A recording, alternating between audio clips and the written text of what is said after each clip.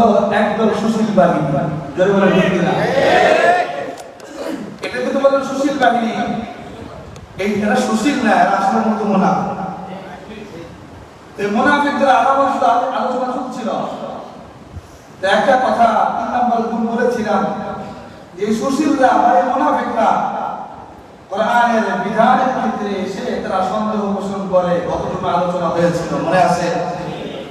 আমি সেই ধারণেই আজকে আলোচনা রাখবো ইনশাআল্লাহ, আল্লাহ যদি আমাকে তৌফিক দান করেন। তো এখন জানতে চাই আপনাদের কাছে, কোরআনের কোন বিধানের ক্ষেত্রে আমাদের প্রচুর পরিমাণ কোন সন্দেহ আছে? এটার উপর দাঁড়িয়ে এই কথার উপর ভিত্তি করেই আজকে বাকি আলোচনা করব ইনশাআল্লাহ।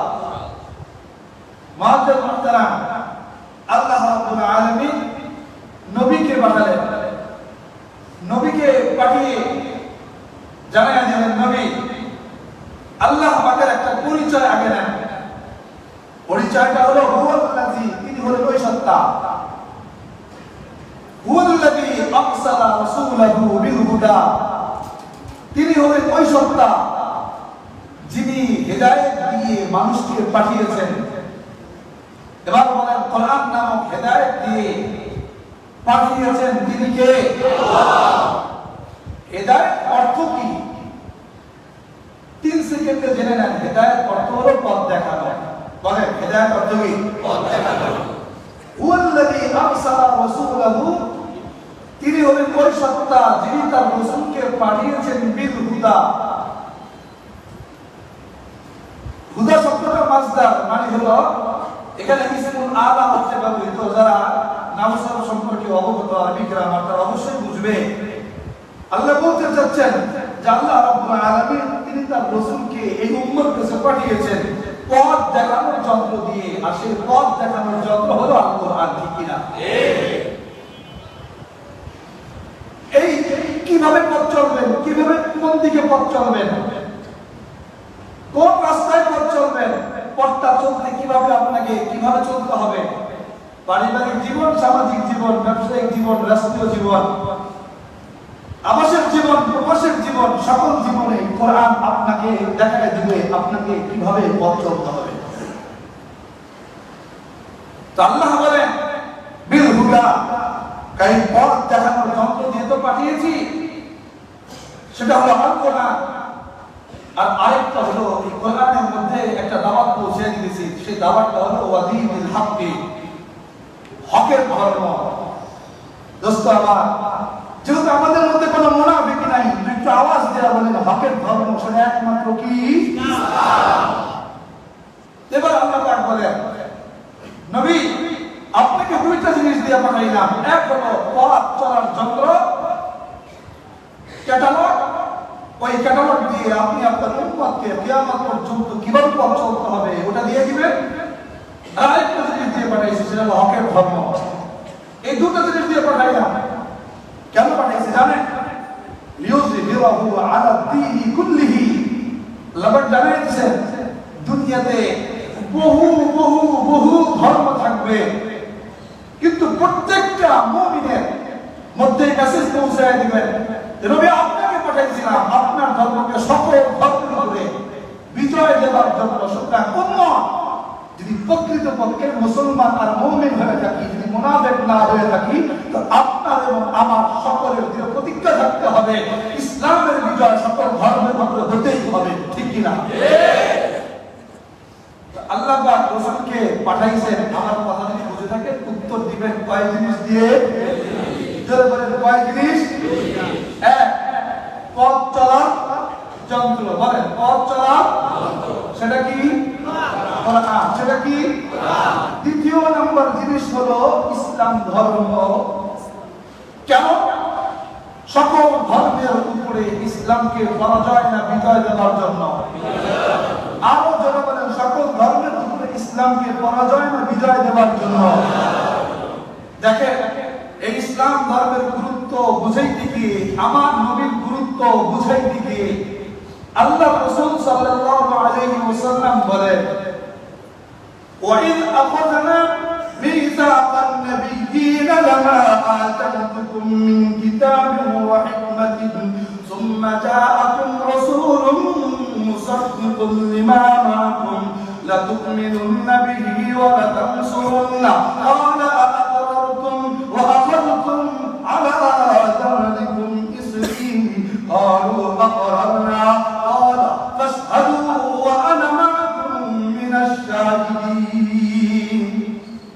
আল্লাহ পাক এই আয়াতের মধ্যে বলেন ওই সময়টাকে স্মরণ করেন যখন আমি আদম আলাইহিস সালাতু ওয়াস সালাম থেকে নিয়ে শুরু করে ঈসা আলাইহিস সালাতু ওয়াস সালাম পর্যন্ত লক্ষ লক্ষ নবী এসেছে এই সকল নবীদের কাছ থেকে আমি আল্লাহ একটা প্রতিশ্রুতি নিয়েছি কি প্রতিশ্রুতি হে নবীরা ধরেন যদি বিশ্ব নবী সাল্লাল্লাহু আলাইহি ওয়াসাল্লামের আগমনের পরে উনি দুনিয়াতে আগমন করেছেন উনি দুনিয়াতে আগমন করার পরে যদি আপনাদের কাউকে যদি আমি দুনিয়াতে পাঠাই তখন আপনাদের ভ্যালু কোন পর্যায়ে সেটা একটু আপনাদেরকে জানাই সেটা কি যে ইব্রাহিম আলাইহিস সালাতু ওয়াস সালাম যদি আসেন দুনিয়াতে ইব্রাহিম আলাইহিস সালাতু ওয়াস সালাম তার ধর্ম প্রচার করতে পারবেন না মুসা আলাইহিস সালাতু ওয়াস সালাম যদি আসেন আপনিও আপনার ধর্ম প্রচার করতে পারবেন না ঈসা আলাইহিস সালাতু ওয়াস সালাম তো আসবেন এটা হাদিসেই আছে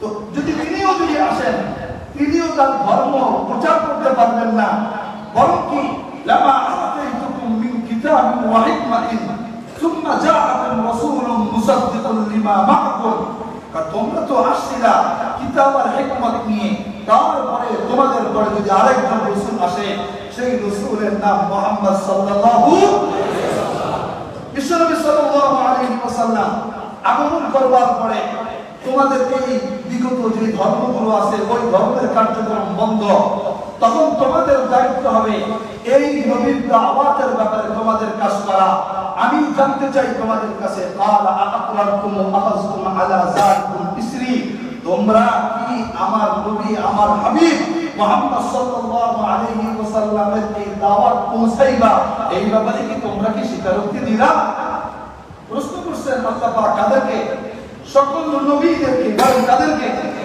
সকল নবীদেরকে এবং আল্লাহ পাক বলেন তোমরা কি আমার এই ওয়াদা আখাযতুম আলা যালিকুম ইসরি দাওয়াত যে পৌঁছাইবা তোমরা যে বিশ্বনবী মুহাম্মদ সাল্লাল্লাহু আলাইহি ওয়াসাল্লামকে সহযোগিতা করবা এই ব্যাপারে কি তোমরা কি ওয়াদাবদ্ধ তখন সকল নবী এক বাক্যে বললেন আকরারনা আমরা স্বীকারোক্তি দিলাম ক্বালু আকরারনা আমরা স্বীকারোক্তি দিলাম ওয়া আনা মাআকুম মিনাশ শাহিদিন তখন আল্লাহ রাব্বুল আলামিন বলেন হে নবীরা তোমরা কিন্তু একে অপরের জন্য সাক্ষী হয়ে গেছো কারণ এক নবী যখন বলেছে আমি স্বীকারোক্তি দিলাম ওই নবী শুনেছে ওই নবী যখন বলেছে স্বীকারোক্তি দিলাম সুতরাং আরেক নবী সাক্ষী হয়ে গেছে ও আমার আম্বিয়া আলাইহিমুস সালাতু ওয়াস সালাম আমি তোমাদেরকে জানাই দিতেছি আমার হাবিব যখন দুনিয়াতে আগমন করবে তার ওই ধর্ম অন্য সকল ধর্মের উপরে বিজয় করবার জন্য তোমরা যদি কেউ আসো তোমাদেরও দায়িত্ব হবে তার সাথে লড়া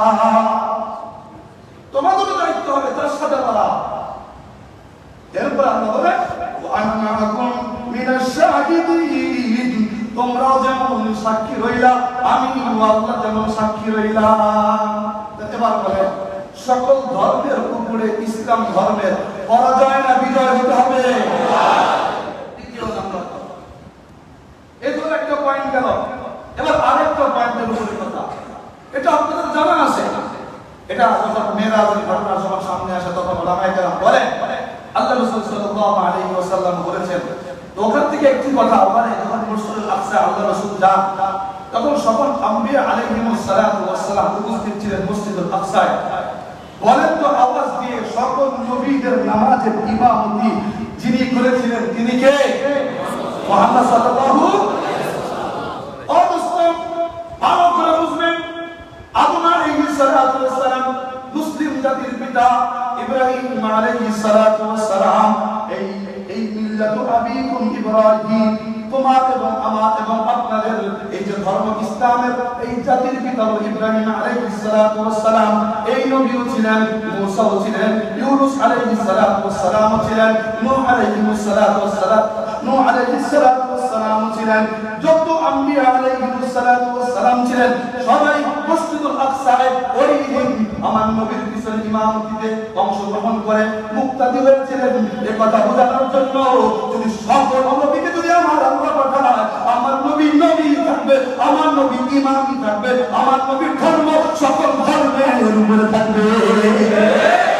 এটা বোঝানোর জন্য যে ওই দিন বিশ্বনবী সাল্লাল্লাহু আলাইহি ওয়াসাল্লাম ইমামতি করেছিলেন, এটা জানা দেওয়ার জন্য যে আমি এখন সকল নবীর ইমাম। যদি কোন নবী যদি দুনিয়াতে আগমন করে, কোন নবীর ধর্ম যদি কোন নবী যদি রেখে যায়, ওই ধর্ম এখন আমার ইক্তেদা করবে, ওই সকল ধর্ম চলবে। এবার একটা কথা আমার বুঝতেছে। এবার আরেকটা কথা, আদম আলাইহিস সালাতু ওয়াস সালাম বলেন কার কাজ করতেন? আরো জোরে, কার কাজ করতেন? নূহ আলাইহিস সালাতু ওয়াস সালাম কার কাজ করতেন? ইব্রাহিম আলাইহিস সালাতু ওয়াস সালাম কার কাজ করতেন? মুসা আলাইহিস সালাতু ওয়াস সালাম কার কাজ করতেন? ঈসা আলাইহিস সালাতু ওয়াস সালাম কার কাজ করতেন? এবার সব কথার সাথে এই কথাটাও মিলিয়ে নেন যে বিশ্বনবী সাল্লাল্লাহু আলাইহি ওয়াসাল্লাম কার কাজ করতেন? ও দোস্ত, এখন একটা প্রশ্ন অটোমেটিক এসে যায়, সকল নবী যেহেতু আল্লাহর কাজ করতেন, তাহলে বিশ্বনবী মুহাম্মদ সাল্লাল্লাহু আলাইহি ওয়াসাল্লামকে পাঠানোর কারণ কি ছিল? আল্লাহ রাসূল এটা তার ভাষায় জবাব দিয়ে দিয়েছেন। আল্লাহ রাসূল সাল্লাল্লাহু আলাইহি ওয়াসাল্লাম বলেন, আমি হলাম ওই ভবনের মতো, আমি হইলাম ওই বিল্ডিং এর মতো। কোন বিল্ডিং? সব নবী এসে এসে এসে এসে একটা একটা করে ইট গাঁথছে, গাঁথতে গাঁথতে গাঁথতে গাঁথতে এবার একটা ইট বাকি ছিল। ওই ইটটা যদি না গাঁথা হয় তাহলে বিল্ডিংটা পূর্ণাঙ্গ হয় না। আমি বিশ্বনবী মুহাম্মদ সাল্লাল্লাহু আলাইহি ওয়াসাল্লাম ইসলাম নামক বিল্ডিং এর ওই একটা ইট বাকি ছিল, আমি ওই একটা ইট এসে পূর্ণাঙ্গ করে দিলাম। আল্লাহ রাসূল বলছে, এইজন্য তো আল্লাহ রাব্বুল আলামিন আয়াত নাযিল করে জানায়া দিয়েছেন। আরাফাত মাঠে যখন আল্লাহ রাসূল বিদায় হজের ঘোষণা করেন, আল ইয়াউমা আকমালতু লাকুম দীনাকুম ওয়া আতমামতু আলাইকুম নি'মাতি ওয়া রাদিতু লাকুমুল ইসলাম দীনান। ইসলাম ধর্ম এটা পরিপূর্ণ করে দিয়েছেন কে? এখন আর ঢোকানোর সুযোগ নাই, বের করার কি নাই, কোনো সুযোগ নাই। আমার এই এতটুকু কথা যদি বুঝে থাকেন, তাহলে আপনাদেরকে উত্তর দিতে হবে, আদম আলাইহিস সালাতু ওয়াস সালামের পূর্বে কোন নবী কি আগমন করেছিল? কোন মানুষ কি দুনিয়াতে আগমন করেছিল? আদম আলাইহিস সালাতু ওয়াস সালাম আবার বলেন কার কাজ করতেন? আল্লাহর কাজ করতেন। আর বিশ্বনবী সাল্লাল্লাহু আলাইহি ওয়াসাল্লাম ওই আল্লাহর কাজ মানে ইসলাম নামক ভবনটা কি করেছেন? শেষ ইটটা পরিপূর্ণ করেছেন। কি করেছেন? শেষ ইট পরিপূর্ণ করেছেন। তাহলে শুরু হলো আদম আলাইহিস সালাতু ওয়াস সালাম, শেষ হলো বিশ্বনবী মুহাম্মদ সাল্লাল্লাহু আলাইহি সালাতু ওয়াস সালাম। ও দোস্ত, যদি আমার কথা বুঝে থাকেন তাহলে উত্তর দিবেন, সনাতন মানে হলো পুরাতন। যারা বলেন সনাতন অর্থ কি? আরো যারা বলেন সনাতন অর্থ কি? সনাতন অর্থ যদি হয় পুরাতন, আমাদের প্রত্যেকটা যুবক প্রত্যেকটা মুমিন ভাইদের বুঝতে হবে, যদি সনাতন ধর্ম থেকে থাকে সেটা একমাত্র ইসলাম ছাড়া অন্য কোনো ধর্ম সনাতন হতে পারে না। ইসলাম ব্যতীত অন্য কোনো ধর্ম সনাতন হবার কি নাই, কোনো সুযোগ নাই। এখন যারা বলতে চায় ইসলাম ধর্মের উপরে এসে আমরা সনাতনী ধর্ম, আমরা সনাতনী ধর্ম, আমরা বলি যারাই বলবে ইসলামের পূর্বে আমরা সনাতনী ধর্ম, স্পষ্ট কথা সব ভুয়া।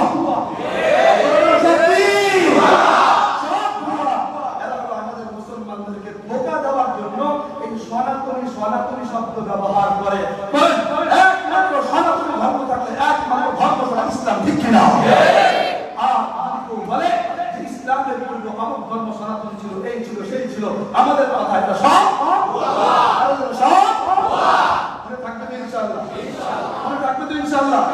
তাহলে শুরুর ধর্ম বলেন, শেষ ধর্ম ইসলাম। এই ইসলাম বাদে অন্য কোন ধর্ম দুনিয়াতে আল্লাহ দেয় আর সব ধর্মের উপর ইসলামের যদি শুরু এটা শেষ এটা, সুতরাং সব ধর্মের উপর ইসলামের পরাজয় না বিজয়।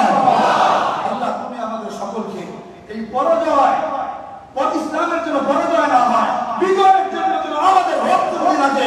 আল্লাহ আমাদের রক্ত হয়ে ইসলামের জন্য বিজয় করতে পারে। আল্লাহ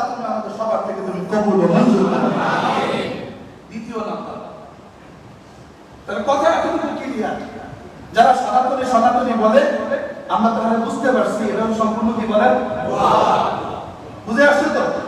এই আলোচনার আলো বাস এটাই হলো কথা। দ্বিতীয় নাম্বার যে কথাটা বলবো, তাহলে আপনারা যে ধর্মে আছেন সেই ধর্ম আপনারা কি করবেন? খ্রিস্টান ধর্মকে তাহলে কি আমরা বলে দিব নিষিদ্ধ? তাহলে কি বলে দিব হিন্দু ধর্ম নিষিদ্ধ? তাহলে কি বলে দিব বৌদ্ধ ধর্ম নিষিদ্ধ? তাহলে কি বলে দিব খ্রিস্টান ধর্ম নিষিদ্ধ? না, আমরা কোন ধর্মকে নিষিদ্ধ করার অধিকার রাখি না। এই অধিকার দেয় নাই সেটাও কে? আল্লাহ। আরো বলেন সেটাও কে? আল্লাহ। আল্লাহ রাব্বুল আলামিন কোন ধর্মকে নিষিদ্ধ করার অধিকার দেয় নাই। এই কথাটা আল্লাহ রাব্বুল আলামিন কোরআনের মধ্যে বলেন, কুল ইয়া আইয়ুহাল কাফিরুন লা আ'বুদু মা তা'বুদুন ওয়া লা আনতুম আ'বুদুনা মা আ'বুদু ওয়া লা আনা আ'বুদুম মা আ'বাদতুম ওয়া লা আনতুম আ'বুদুনা মা আ'বুদু লাকুম দীনুকুম ওয়ালিয়া দীন। তোমার ধর্ম তুমি মানবা, আমার ধর্ম আমি মানব। জোরে বলেন, তোমার ধর্ম তুমি মানবা, আমার ধর্ম। এই অধিকার দিয়েছেন কে?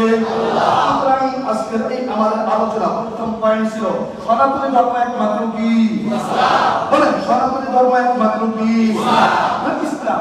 অন্য কোন বাদে অন্য কোন ধর্ম যদি সনাতনী বলে সেটা কি? মনে থাকবে তো? এটা হলো একটি পয়েন্ট। দ্বিতীয় নম্বর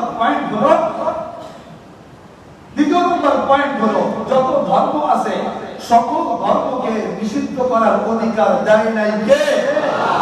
বলেন দেয় নাই কে? হিন্দু ভাই তুমি তোমার ধর্ম পালন করো, ও বৌদ্ধ ভাই তুমি তোমার ধর্ম পালন করো, ও খ্রিস্টান তুমি তোমার ধর্ম পালন করো, ও কাদিয়ানী ইসলাম নাম্বার দিয়ে তুমি তোমার নামে তুমি তোমার ধর্ম পালন করো, ঠিক কিনা? তুমি তোমার ধর্ম পালন করো, কারো ধর্ম নিষেধাজ্ঞা করার এই অধিকার আল্লাহ রাব্বুল আলামিন আমাদেরকে দেয় নাই। সুতরাং আমরা করব না। কেন?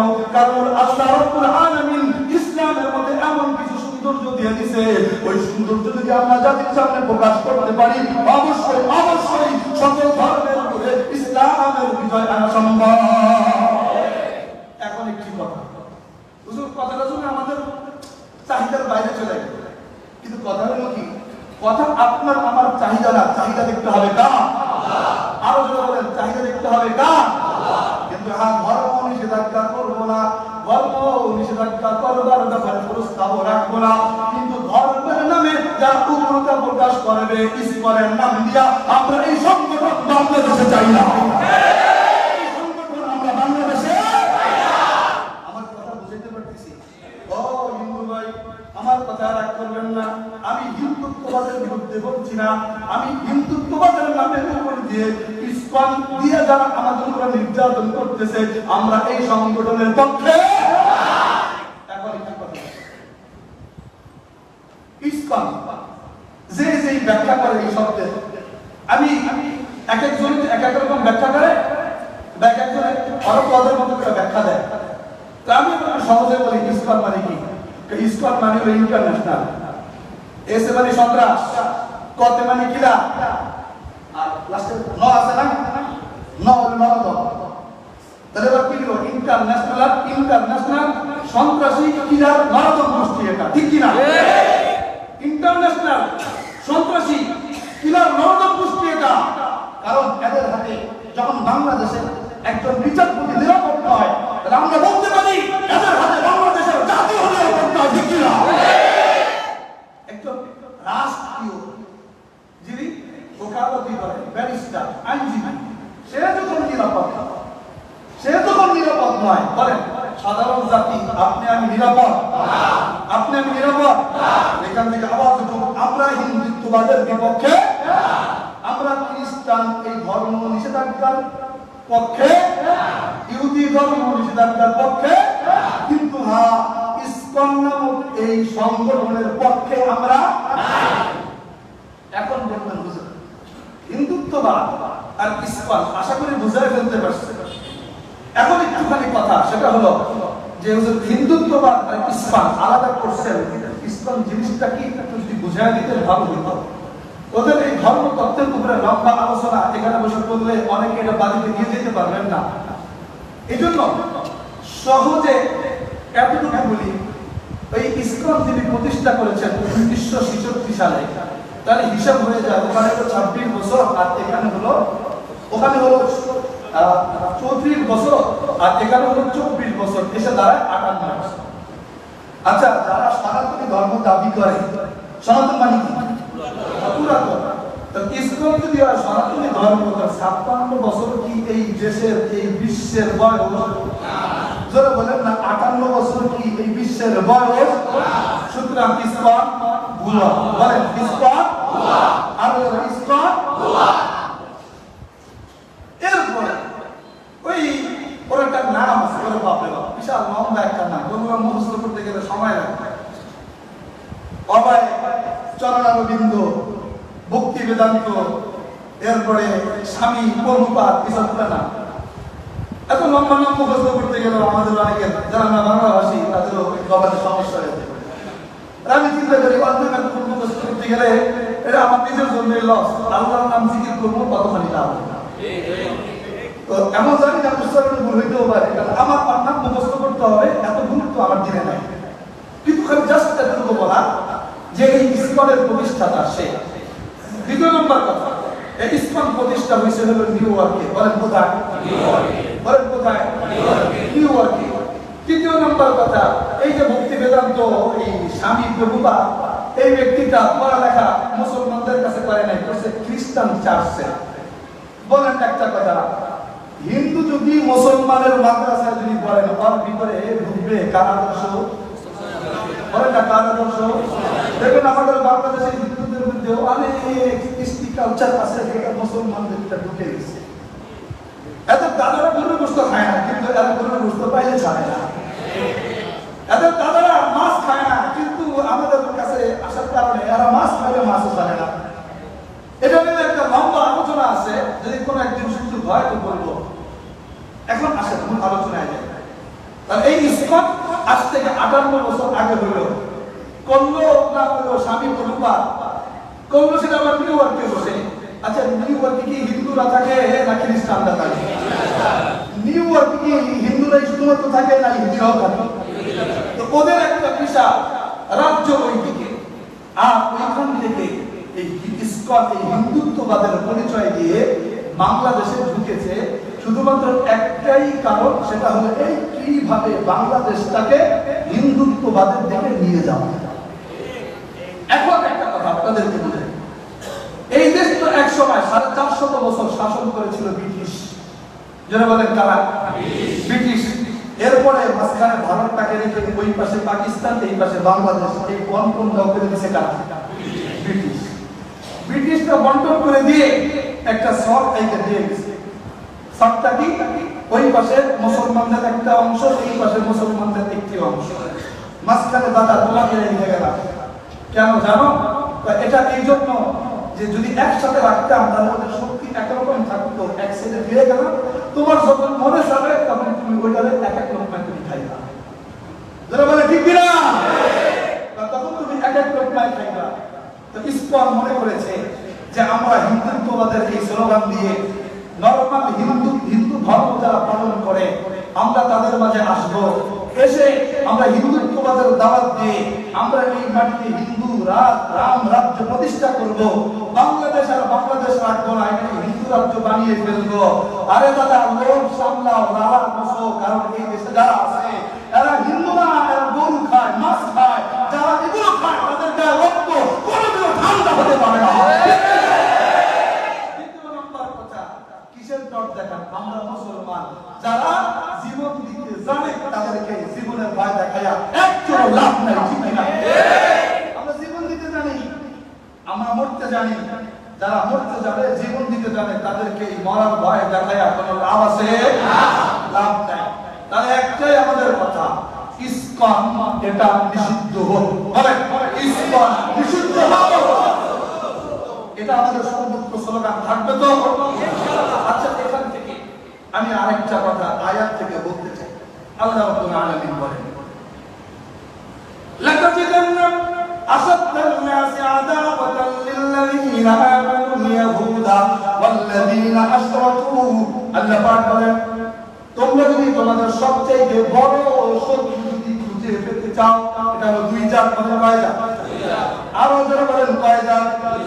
এই কথা বলেছেন কে?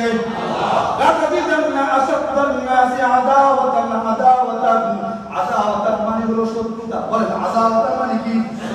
আমরা তো এই শব্দটা অনেকে বাংলায় বলি, ভাই আদাওয়াত কি বার্তা বলি না, এটার সাথে আমাদের অনেকের একটা পরিচয় আছে। এই শব্দটা, এই শব্দটা কিন্তু উর্দু না ফার্সি না, এটা কিন্তু আরবি শব্দ। কি শব্দ? আল্লাহ রাব্বুল আলামিন বলেন তোমরা যদি সবচাইতে শত্রুতার দিক থেকে মানুষ যদি খুঁজে পেতে চাও, সেটা মানুষ পাইবা কয় ধরনের? আরো যারা বলেন কয় ধরনের? 1 নম্বর আল্লাহ রাব্বুল আলামিন বলেন ইয়াহুদ, আরেক নম্বর হলো যারা প্রকাশ্যে ছিল মুশরিক তারা। ও দোস্তের বাড়ি ভালো করে বুঝেন, যেখানে আল্লাহ রাব্বুল আলামিন ইহুদিদেরকে আমাদেরকে ভাই বলেছেন না শত্রু বলেছেন? আরো যারা বলেন ভাই না শত্রু? মুশরিকদের ব্যাপারে আল্লাহ রাব্বুল আলামিন আমাদেরকে ভাই বলেছেন না শত্রু বলেছেন? শত্রু। যদি মুশরিকরা আল্লাহর ভাষায় যদি শত্রু হয়ে থাকে, তাদেরকে ভাই ভাই বলে ডাক দেওয়া এই সুশীলতার নাম হলো সুশীলতা নয়, এটা হলো আস্তা মুনাফিকি। আস্তা মুনাফিকি। আপনি তো আরে ভাই কয়, কিন্তু আল্লাহ তাআলা কি কয়? যারা বলেন না আপনি তাকে ভাই বলে, আর মুশরিকদের মুমিনদের সাথে আল্লাহ কি বলে? শত্রু। মুশরিকদের শত্রু বলতে পারেন না, ভাই বলে, আর মুমিনদের বন্ধু বলেন। বলেন এটা সুশীলতার নামে, এটা মুনাফিকি না? আরো মুনাফিকি না? এটাই হলো এখানে মূল বিষয়। আজকে ইসলাম আমাদেরকে ক্ষতি করতে করতে করতে করতে কোন পর্যায়ে আসছে, আমি আপনাদেরকে আরেকটা জিনিস দেখাই এখানে।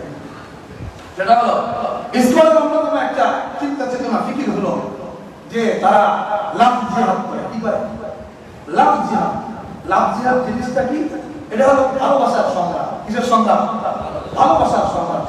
ওরা এই ফেসবুকে, হোয়াটসঅ্যাপে, ইমোতে, টুইটারে বিভিন্ন ভাবে আমাদের মেয়েদের সাথে ওরা এই মুসলিম, প্রথমে মুসলিম শব্দ বেশি হয়ে ওরা প্রেম করে। প্রেম করে এক পর্যায়ে যখন ওই মেয়েটা আকৃষ্ট হয়ে যায়, এখন তাকে যারা থাকতেই পারবে না, তখন গিয়ে তাকে বলে যে আসলে তুমি যার সাথে প্রেম করতেছিলে তুমি কি তার জন্য সবকিছু করতে পারবা? আর সব করতে পারবো। যদি বলে আগুনে ঝাঁপ দিতে, আগুনে ঝাঁপ দিতে পারবা, তা সব পারবো। যদি বলে বিল্ডিং থেকে লাফ দিতে, তাও পারবা, হাত তাও পারবো। যদি বলে সমুদ্রে লাফ দিতে, তাও পারবা, হাত তাও পারবো। এত কিছু করতে হবে না, খালি ধর্মটা, এত কিছু করতে হবে না, খালি জীবনটা ধর্ম করতে। তখন এইভাবে করে করে করে করে করে করে আজ আমাদের দেশে বহু আমাদের কন্যা সন্তানদের ধর্ম পরিবর্তন করে তারা তাদের ধর্মে নিয়ে যাচ্ছে। আল্লাহ রাব্বুল আলামিন এই ব্যাপারে কত সুন্দর করে বলেন, ওয়ালা তুনকিহুল মুশরিকিনা হাত্তা ইউমিনু ওয়ালা আবদুন মুমিনুন খায়রুম মিন মুশরিকিন ওয়ালাউ আ'জাবাকুম ওয়ালা তুনকিহুল মুশরিকাতি হাত্তা ইউমিননা ওয়ালা আমাতুন মুমিনাতুন খায়রুম মিন মুশরিকাতিন ওয়ালাউ আ'জাবাকুম। আল্লাহ রাব্বুল আলামিন বলেন, ও মুসলমান, খবরদার খবরদার, তোমরা তোমাদের মুমিন নারীদেরকে কখনো মুশরিক ছেলেদের কাছে বিবাহ দিবা না, যদি তার চেহারা তোমাদেরকে মুগ্ধ করুক না কেন।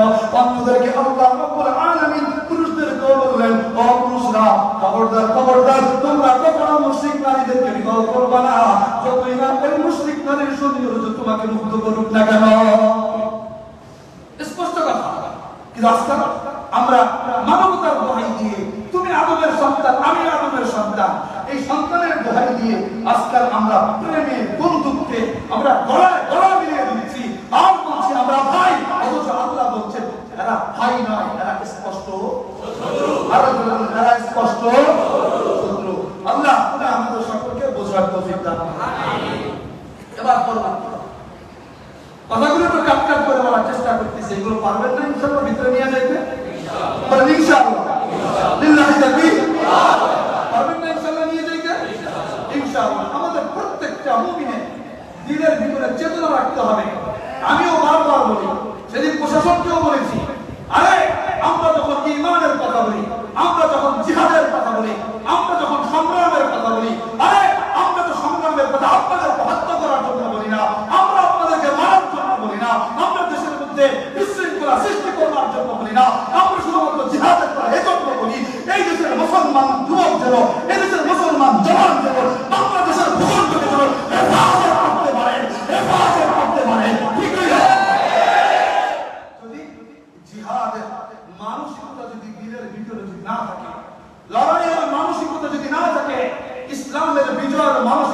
না থাকে, আরে কিছুদিন আগে তো শশীলামে মার খেয়েছেন, মিছিল করেই শেষ। এরপরের দিন একেবারে চট্টগ্রামে আর মারে নাই, বেলেট দিয়ে আইনজীবীকে হত্যাই করে ফেলছে, অস্ত্র হাতে নিয়েছে। যে অস্ত্র মুসলমান যুবকদের হাতে থাকার কথা ছিল, ওই অস্ত্র আজকে ইসলামদের হাতে। কেন?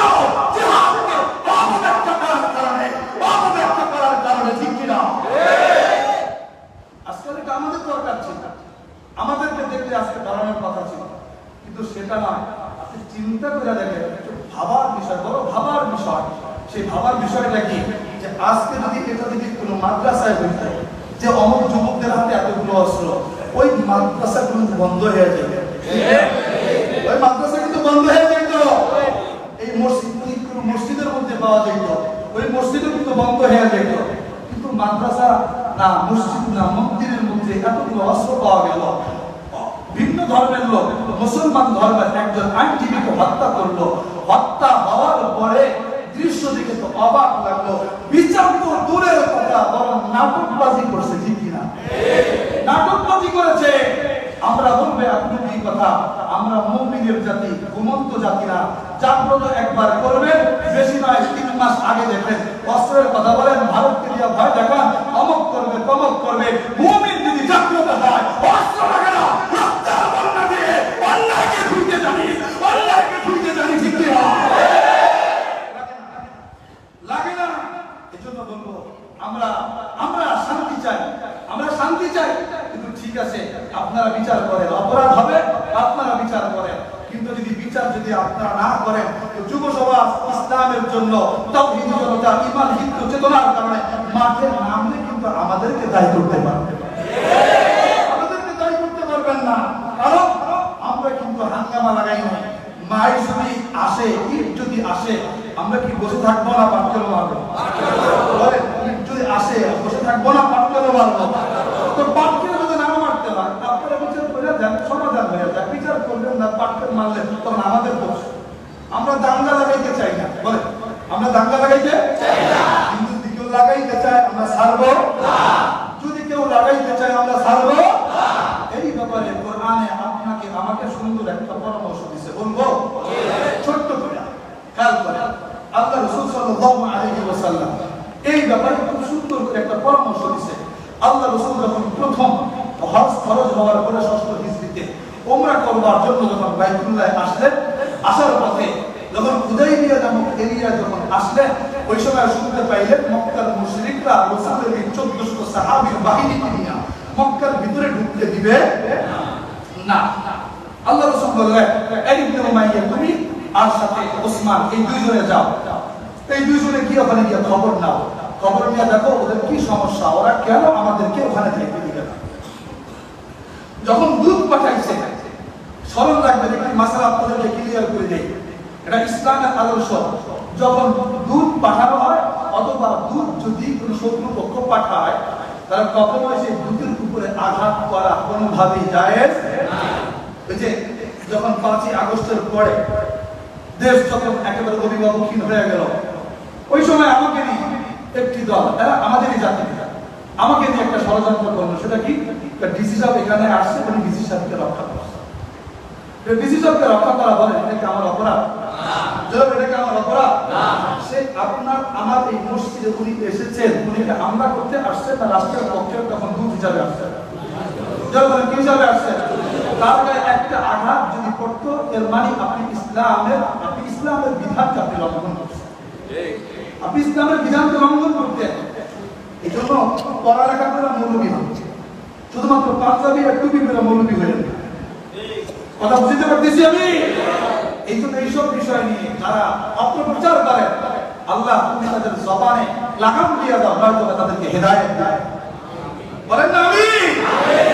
তারপরে কথা তো এই হলো, ঠিক আল্লাহ রাসূল দুইজনকে পাঠালেন, যাও কোথায় যাবা? ওই মক্কায় যাবে। মক্কা থেকে খবর আসলো হঠাৎ করে একটা গুজব যে উসমান রাদিয়াল্লাহু আনহুকে হত্যা করে ফেলেছে। উসমান রাদিয়াল্লাহু আনহু শহীদ হয়ে গেছে। এবার উসমান রাদিয়াল্লাহু আনহু শহীদ যখন হয়ে গেছে, সাহাবায়ে কেরাম কি চুপ থাকতে পারে? কেন বলেন সাহাবায়ে কেরাম চুপ থাকতে পারে? চুপ থাকতে পারে না। কি করলেন? আল্লাহ রাব্বুল আলামিন এই ব্যাপারে আবার কোরআনের আয়াত নাযিল করেছেন। সাহাবায়ে কেরাম বলতেছে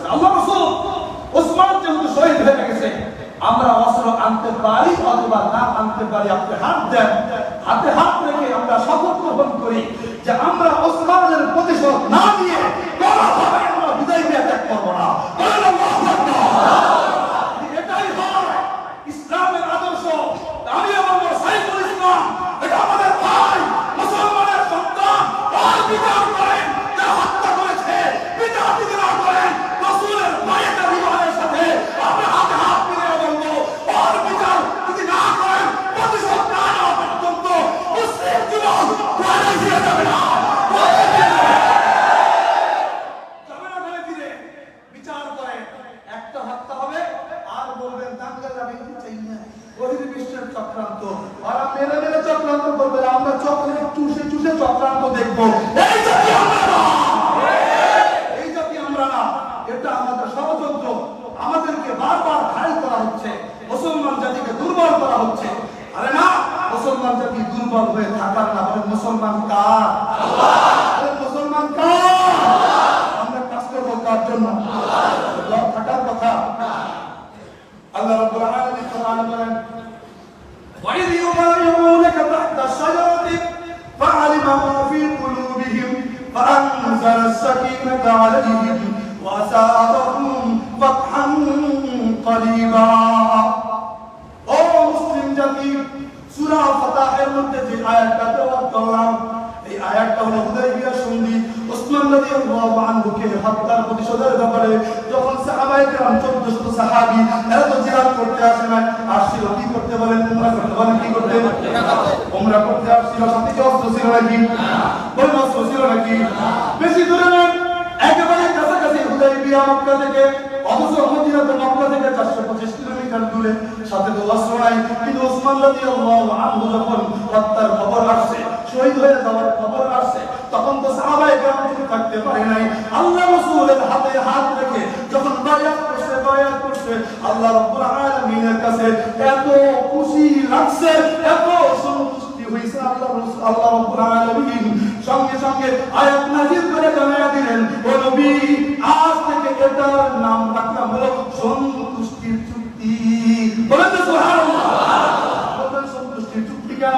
আল্লাহ রাব্বুল আলামিন শুধুমাত্র দেখতে চাইছেন বান্দার হৃদয়। বলেন কি? আরো জোরে বলেন কি? বান্দার হৃদয়।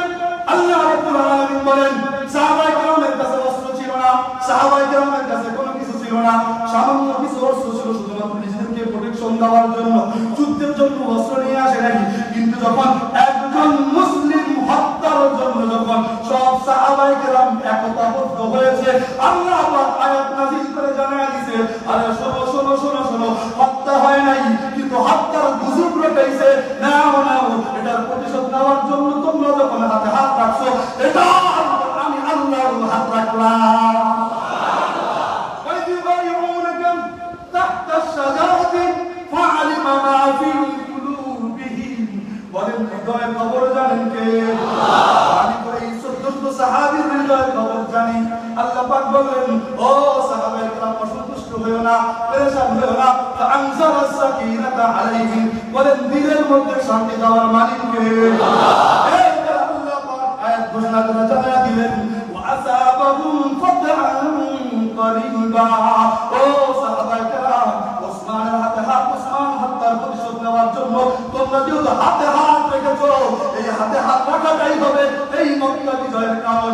ও মুসলমান, আমি এই কথাটাই বলতে চাই, সাহাবায়ে কেরাম যেমন হাতে হাত রেখেছিল, এটা যেমন মক্কা বিজয়ের কারণ ছিল, আমি এখান থেকে বলতে চাই, সাইফুল ভাই হত্যা হয়েছে, বিচার করেন। বিচার যদি না করেন তো মুসলমানের হাত কাটবে, আর এই হত্যাই হবে বাংলাদেশে ইসলামী হুকুমত কায়েম হওয়া।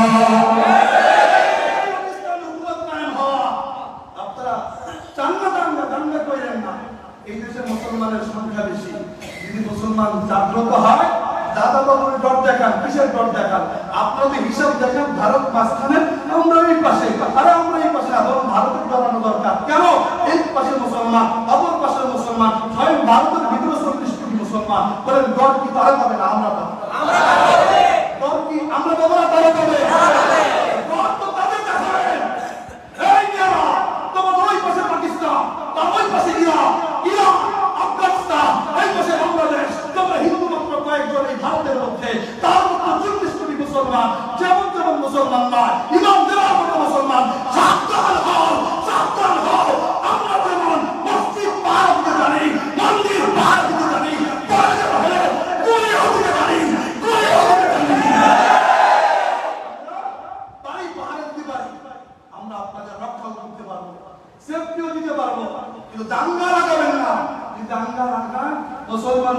জানের পরোয়া করবে না, কিন্তু সাবধান, ইট মারবেন তো বাক্যের খাবেন না, এটা হবে না, এটা হবে না।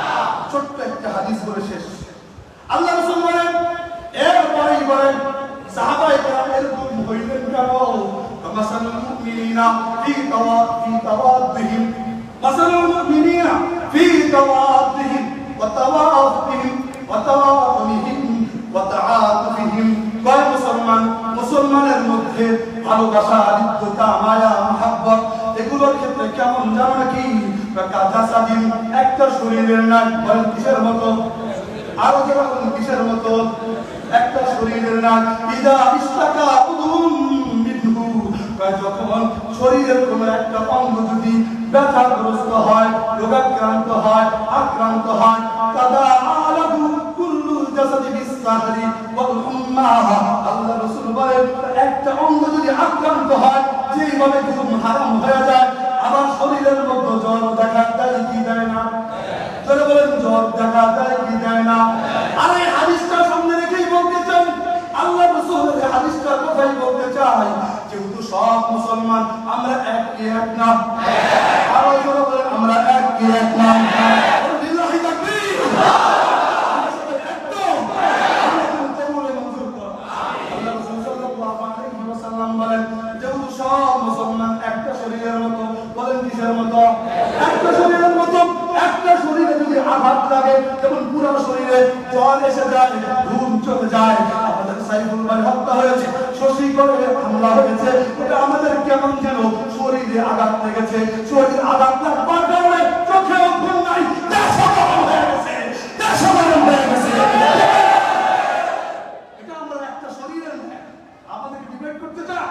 ডিভাইড করবার কোন সুযোগ মুসলমানদের মাঝে? বলেন মুসলমানদের মাঝে? কথা এটাই, তোমরা যদি হত্যা করে, হামলা করে, যদি চক্রান্তর দোহাই দিয়ে আমাদেরকে দামা রাখতে চাও, আমরা বলে থাকার জাতি, আমরা তুমি আমাদের সকলের দিলের ভিতরে ইমানি জজবা, ইমানি চেতনা কেটে দাও। বলেন আমিন। আলহামদুলিল্লাহি রাব্বিল আলামিন।